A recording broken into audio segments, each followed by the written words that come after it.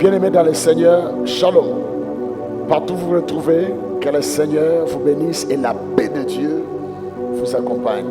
Je voudrais partager avec vous pendant quelques minutes cette pensée qui se trouve dans le livre de 1 Pierre chapitre 5 verset 8. La Bible dit: ne vous laissez pas distraire, soyez vigilants.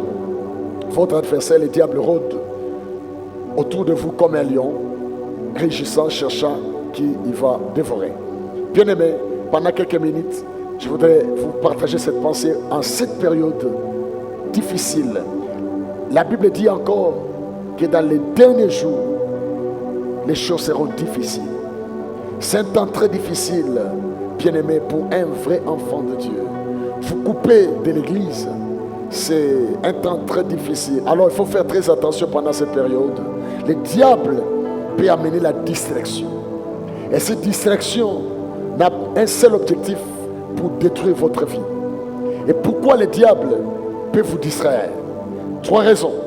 La première raison, c'est pour vous détourner votre attention sur Dieu et vous éloigner de la présence de Dieu. Mes frères, quand tu es éloigné de la présence de Dieu, tu es coupé. C'est comme un poisson ne peut pas vivre en dehors de l'eau. Il ne peut pas vivre en dehors de l'eau. L'homme ne peut pas vivre loin de Dieu. Rester dans la présence de Dieu, avoir la communion avec Dieu. Le diable peut te faire croire que Dieu est seulement dans les temples, Dieu est seulement dans l'église, ce qui n'est pas vrai. Dieu est omniprésent. Il est partout au même moment. Là où tu es, dans ta chambre, au bureau, au travail, au marché, partout tu peux te retrouver, tu peux invoquer Dieu. Si tu veux prier, entre dans ta chambre et prie. Le Père qui t'entend là, il va t'exaucer. Dieu t'écoute là où tu te trouves. Il peut t'exaucer. Il peut exaucer ta prière. Tu peux prier. Tu peux avoir des temps avec Dieu. Ne te laisse pas distraire dans des choses inutiles. Bavarder sur des choses qui ne construisent pas. Passe ton temps dans la prière, dans la médiation de la parole. Ne passe pas ton temps dans des choses inutiles. Donc le diable peut te faire passer du temps dans des choses inutiles. Au lieu de prier, tu perds ton temps. Il détourne ton attention loin de Dieu. La deuxième des choses que le diable veut te faire rater les choses, la deuxième c'est que pour vous faire perdre le temps, tu seras dans la distraction pour perdre seulement le temps. Le temps, c'est très important. Quand tu perds le temps, tu perds aussi beaucoup de choses. Tu peux perdre le temps dans des causeries inutiles, à te bavarder sur des choses inutiles. Et surtout en cette période où nous parlons de coronavirus, tu peux passer ton temps à ne parler que de ça. Tu ne parles que de ça. Je ne dis pas qu'il ne faut pas suivre les informations. Je ne dis pas qu'il ne faut pas parler de ça. Il faut parler de ça, mais ne perds pas l'essentiel. Ne perds pas ton temps dans des choses inutiles. La Bible dit dans Ecclésias chapitre 3, verset 1 à 2, la Bible dit: chaque chose a son temps. Il y a un temps pour causer, il y a un temps pour prier, il y a un temps pour manger, il y a un temps pour travailler. C'est-à-dire, tu travailles, travaille normalement. Si tu étudies, étudie normalement. Fais tout. Fais chaque chose selon son temps. Que le Seigneur te bénisse. La troisième des choses que le diable fait, seulement détourner ton attention sur Dieu et les placer ailleurs.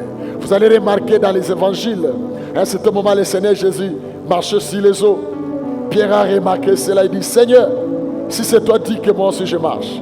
Jésus qui s'est dit: viens. Pierre a commencé à marcher sur les eaux. Et autour de lui, il y avait des flots, des eaux qui montaient, la tempête. Et aussi longtemps que Pierre avait fixé ses yeux sur Jésus, il est en train d'avancer.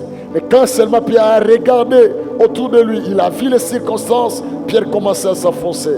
Le diable sait, aussi longtemps que tes yeux sont sur Jésus, tu vas rester debout.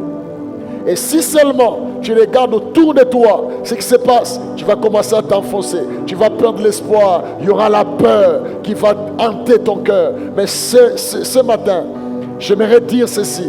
Mon frère, ma soeur, n'enlève pas tes yeux sur Jésus. Que tes yeux soient focalisés sur Jésus. Ne suis pas les distractions. Que le diable ne puisse pas te distraire pour que tu enlèves tes yeux sur Dieu. Que tes yeux soient focalisés sur Dieu. Et tu verras la gloire de Dieu. Le Seigneur va te soutenir en cette période difficile. Peut-être tu me suis, tu es déjà malade. Peut-être tu es atteint. J'aimerais t'encourager.